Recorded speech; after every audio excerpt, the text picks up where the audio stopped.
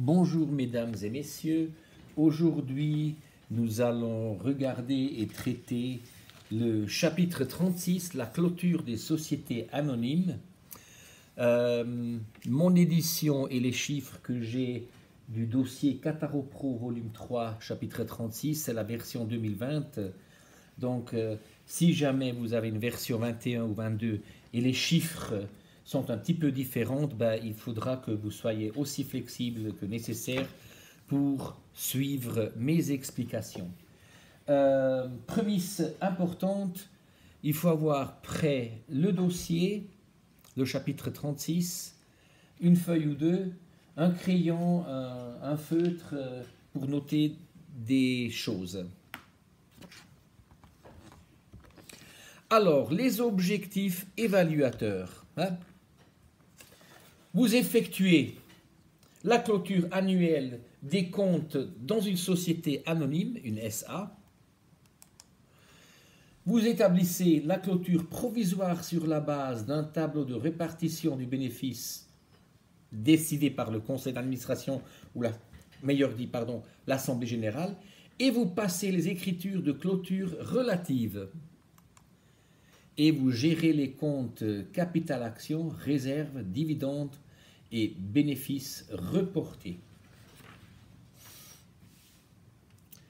Comme toujours, la troisième fiche, c'est le matériel de travaux qu'il faudra faire, la théorie du chapitre 36, les exercices, le document PowerPoint que je vous mettrai sur Teams, OneNote, etc.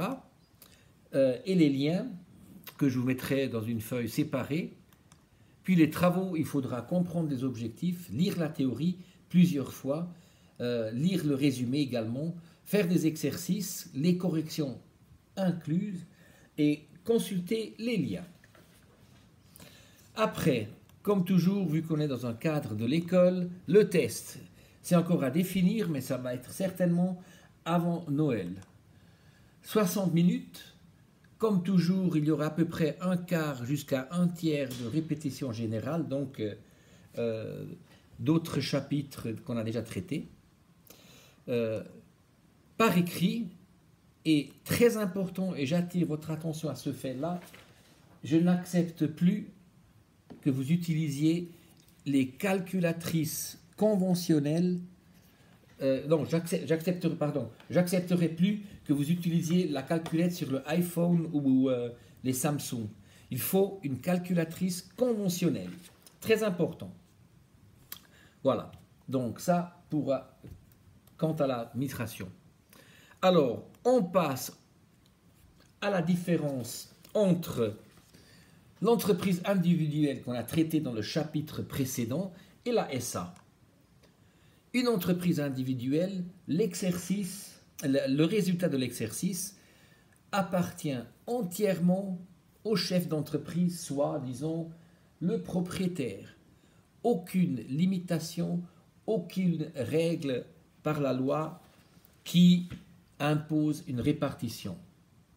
C'est complètement différent pour la société anonyme parce que la responsabilité financière d'une société anonyme n'est que couverte par les actifs de la société et pas par la fortune privée des actionnaires. Et donc la loi a réglementé ça de manière très précise et un peu sévère, la distribution du bénéfice, pour protéger les donneurs de capital et tous les autres, aussi les employés, par les salaires, etc. Voilà. Les comptes spécifiques à la SA. Vous vous rappelez, le plan comptable, tous les comptes qui commencent avec un 1, c'est des actifs. Tous les comptes qui ont un 2 sont des passifs. Très important. Donc, tous les comptes particuliers que l'on utilise pour la répartition et la clôturation de la société anonyme, c'est des comptes passifs. Les dividendes, on les doit. C'est une dette face au propriétaire. Les tantièmes, c'est une dette également face au propriétaire ou bien au cadre.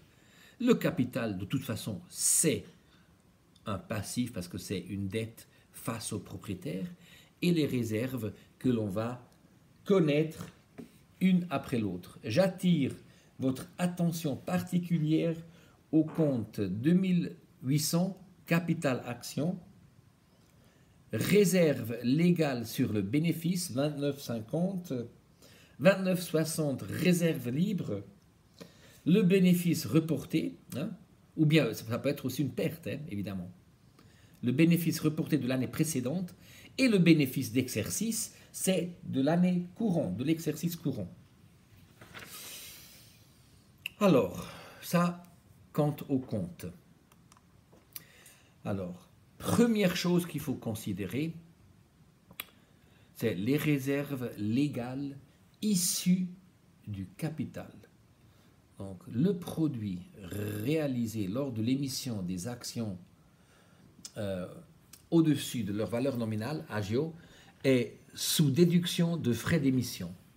D'autres apports et de versements supplémentaires libérés par des titulaires et des titres de participation, il faut les considérer, et le bénéfice comptable qui résulte de la réduction du capital tant qu'il n'est pas absorbé par l'amortissement d'actifs douteux ou pour la constitution de réserves sur tels actifs. Les réserves légales issues du bénéfice.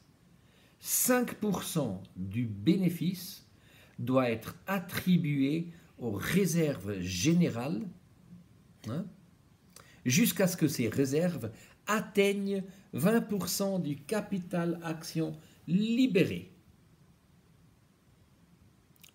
Et ces réserves, elles sont affectées même lorsqu'elles atteignent la limite légale. 10% des montants repartis après le paiement de la première dividende de 5%, il faut également les mettre sur les réserves légales. On verra un exercice avec des chiffres vrais et propres pour mieux comprendre. La réserve légale issue du capital est utilisée, dans le pire des cas, pour la couverture des pertes, pour des mesures permettant à l'entreprise de poursuivre ses activités malgré une mauvaise marche des affaires. Hein. Pensons au confinement Corona, hein, entreprises qui avaient dû fermer les portes, etc.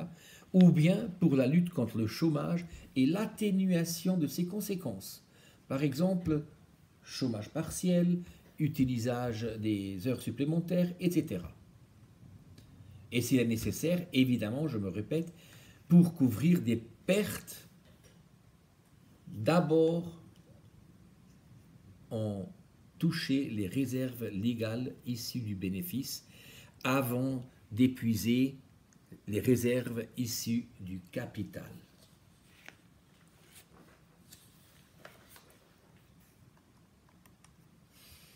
Les réserves libres. Alors, les réserves libres sont des parts de bénéfices que l'Assemblée générale décide de mettre de côté au lieu de les distribuer pour éventuellement des investissements futurs. Et les réserves libres, au contraire des réserves légales, peuvent être sujets d'une distribution de dividendes dans une deuxième, troisième ou quatrième année qui suit, si on n'en a pas besoin pour des investissements, etc.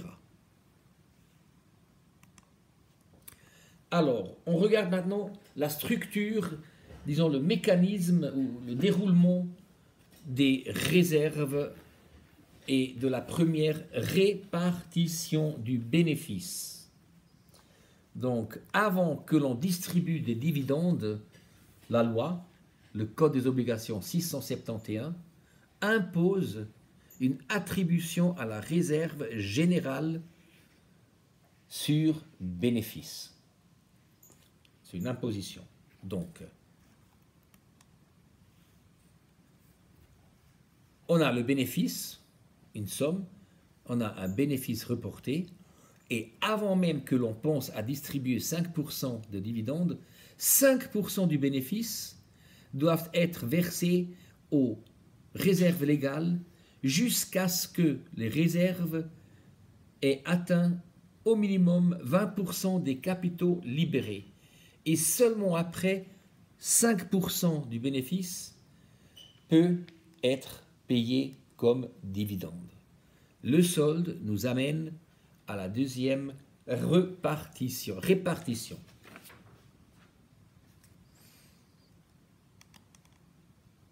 Et cela, comme rappel, ces réserves imposent un certain autofinancement obligatoire. Alors, la deuxième répartition ou bien le superdividende. La société peut également constituer d'autres fonds de réserve ou prévoir, selon ses statuts, d'autres affectations du bénéfice après avoir procédé à l'attribution légale de la réserve générale et à une première distribution de dividendes de 5% par l'Assemblée générale. La deuxième répartition, lorsque la société effectue des versements supplémentaires, elle doit verser, selon le Code des obligations 671, 10% de la répartition en plus à la réserve générale. Ce sera la réserve légale sur bénéfice. Une deuxième répartition, une superdividende ou quoi que ce soit, ça peut être des tantièmes aux administrateurs, aux cadres, une attribution à une réserve libre ou un versement d'un superdividende qui représente plus des 5% dans la première répartition.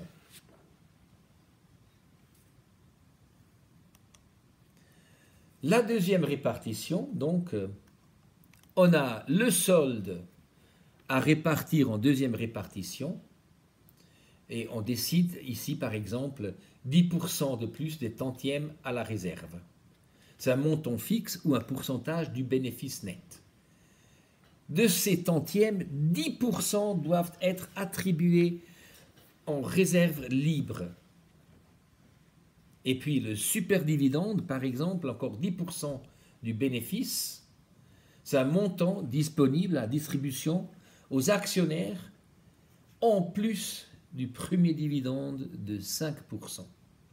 Et cela nous va donner, après la clôturation des comptes, le bénéfice reporté. Alors, on s'arrête ici pour la partie théorie et dans la deuxième partie, on regarde un exemple concret.